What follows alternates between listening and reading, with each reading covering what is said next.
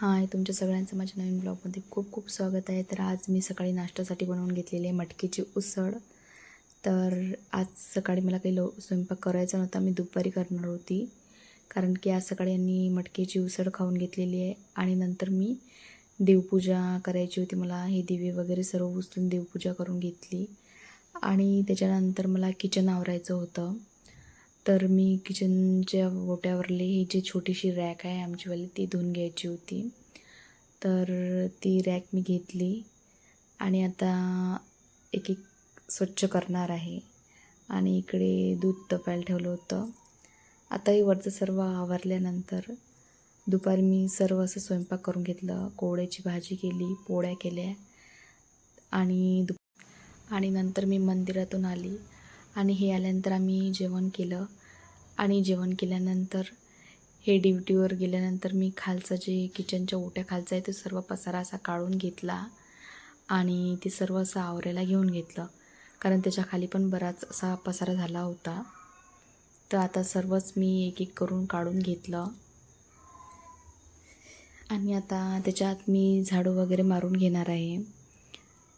तर पाहू शकता असं सर्व सामान मी काढून घेतलेलं आहे आणि तिथंच खूप सारा पसारा झाला होता. आणि आता मी झाडूने सर्व असे त्याच्यानंतर बरेच जाडे झाले होते आणि झुरळ पण खूप जास्त होते. ते भांडेमध्ये जे असे खुले राहतात त्याच्यात काही ना काही जे वापरत नसतो त्याच्यात जाऊन बसतात. तर ते सर्व जाडे मी असे काढून टाकले आणि सर्व असं स्वच्छ करून घेतलं आणि बेसिन खालचा एरिया पण मी छान असा स्वच्छ केला आणि आता सर्व असं झाडून घेणार आहे. पाहू शकता किती सारा असा कचरा याच्यातून निघालेला आहे. तर जाडं खूप पटकन होऊन जाते, किती वेळा असा हात मारला तरी. तर पाहू शकता एवढं सारं याच्यानंतर कचरा निघालेला आहे. आता हे सर्व असं झाडल्यानंतर मी स्वच्छाने पुसून घेणार आहे.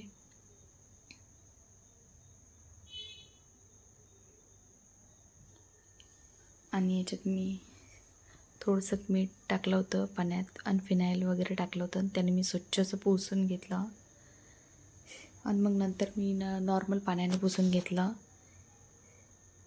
तर कालचं जे सगळं निघालं नव्हतं ते मी घासणीने घासून घेतलं आणि नंतर सर्वात पहिले मी माझ्यासाठी मस्त चहा करून घेतला आणि चहा ब्रेड खाऊन घेतला आणि नंतर मी बाकीचे काम करायला घेतली.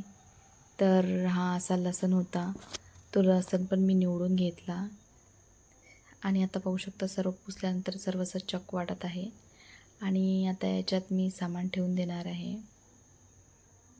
तर हे ठेवून दिले मी, लसण आहे त्याच्यात, तो निवडून घेतला आणि ठेवून दिला आणि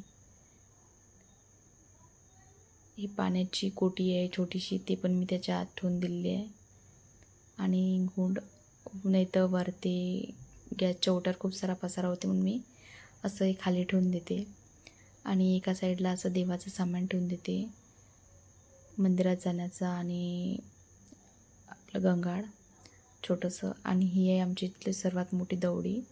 आम्हाला एवढी मोठी दवडी काही लागत नाही. त्यात मी कांदे होते ते सर्व कांदे भरून ठेवले होते. आता तिथले सर्व कांदे मी टोपल्यात काढून घेतलेले आहेत, तर ते रिकामी होऊन झाली आहे.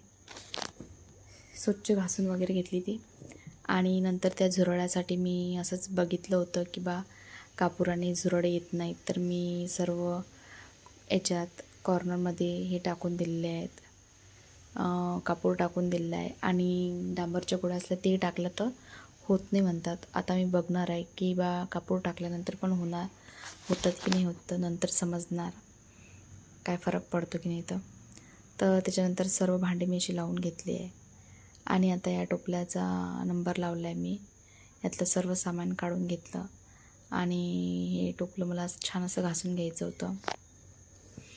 तर मी हे घासून सुकायला ठेवून दिलेलं आहे आणि हे डबे आता मी छान मस्त असे पुसून घेणार आहे. काही डबे धुतले होते, काही डबे पुसूनच घेणार आहे. त्यात बरंच सामान होतं त्याच्यामुळे ते काही खाली केले नाहीत.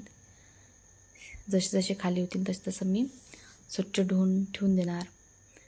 तर आता छान मी सर्व डबे पुसून घेतले आणि खूप जास्त पसारा असला की करायचा खूप कंटाळा येते आणि कमी असलं की पटपट होऊन जाते.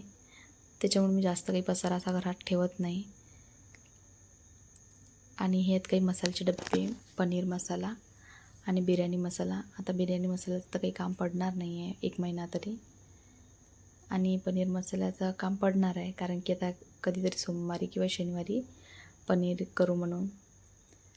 तर छान मी असं मस्त ते डबे व्यवस्थित हे केले, बंद केलेले आहेत. आणि आता सर्व हे सामान मी याच्यात व्यवस्थित लावून ठेवणार आहे. हे टोपलं जे आहे ते मी पुसून वगैरे घेतलं आणि जे डबे खाली होते थोडेफार त्याच्यात मी सर्व सामान काढून घेतलेलं आहे. तिखट कमी होतं तिखट पण काढून घेतलं आणि जिरं कमी होतं ते पण काढून घेतलं. आणि मसाल्याचे डबे असे ठेवून दिले आहे. वरती सर्व असं तिखट मिठाचं ठेवून घेतलेलं आहे. खाली आलू, लसूण सर्व असं ठेवून दिलं आहे. कांदे पण ठेवून दिलेले आहेत. आता पाहू शकता तुम्ही किती मस्त असं छान असं टोपलं लावून झालेलं आहे माझं. सर्व लसूण पण मी त्यातच टाकून दिलेलं आहे. आता लसणाचं टोपलं पण खाली झालेलं आहे, ते पण धुवून घ्यावं लागणार आहे. आणि संध्याकाळी मी मस्त आता आलू चटणी बनवून घेणार आहे. आलू चटणी केल्यानंतर माझ्या मिस्टरांना ब्रेड पकोडे पाहिजे असतात. आलूची चटणी असली तर ब्रेड पकोडे किंवा आलू बोंडे, तर ते म्हणत की असं कर, ब्रेड पकोडेच कर. तर मग छान मस्त आलू चटणी अशी मॅश करून घेतली आणि त्याचे ब्रेड पकोडे करायला घेतले. आणि सकाळच्या अशा 2 पोळ्या होत्या, तर त्याचं मी पण काही करून बघायचा प्रयत्न केला. आणि एकीकडे मी बेसन भिजून ठेवलं होतं. छान पोळी भाजून घेतली आणि त्याच्यावर केचप लावलं आणि त्याच्या मधात मस्त अशी आलू चटणी भरून घेतली आणि दोन्ही साईडनी मस्त कडक अशी पोळी शेकून घेतली. म्हटलं चला अशीच काही खाऊन पाहू कशी लागते तर. आणि इकडे छान मस्त माझं बेसन असं भिजून झालेलं आहे. त्यात मी सोडा मीठ असं टाकून दिलं आहे आणि ही मी अशी खाऊन बघितली कशी झाली आहे. तर खायला ठीकठाक झाली होती.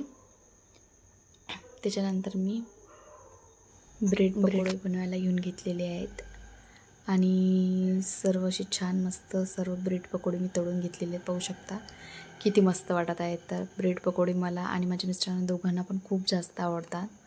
बाहेरून विकत आणून खाल्ल्यापेक्षा आम्ही घरीच असे मस्त बनवतो आणि हे करतो. तर अशी संध्याकाळी मी ब्रेड पकोडेच बनवून घेतले आणि पाहू शकता माझं किचन किती छान आणि मस्त असं क्लीन झालेलं आहे. तर फक्त त्याच्यात जर काही छान नसेल वाटत तो गॅसच आहे. पाहू शकता खालचं पण सर्व असं व्यवस्थित आहे आणि बराच स्वच्छ केल्यानंतर खूप मोकळा आणि खूप मस्त वाटते. आणि गॅसच्या बट्यावर पण खूप कमी सामान झालेलं आहे. आता इंडक्शनवर ठेवून दिलेलं आहे. तर आज मी असं किचनचा ओटा पूर्ण क्लीन करून घेतलेला आहे. तर असा होता माझा आजचा दिवस. तुम्हाला माझा आजचा ब्लॉग कसा वाटला कमेंट करून नक्कीच सांगा. आवडला असेल तर लाईक शेअर सबस्क्राईब करायला विसरू नका. भेटूया एका पुन्हा नवीन छानसा ब्लॉगमध्ये. तोपर्यंत बाय. श्री स्वामी समर्थ.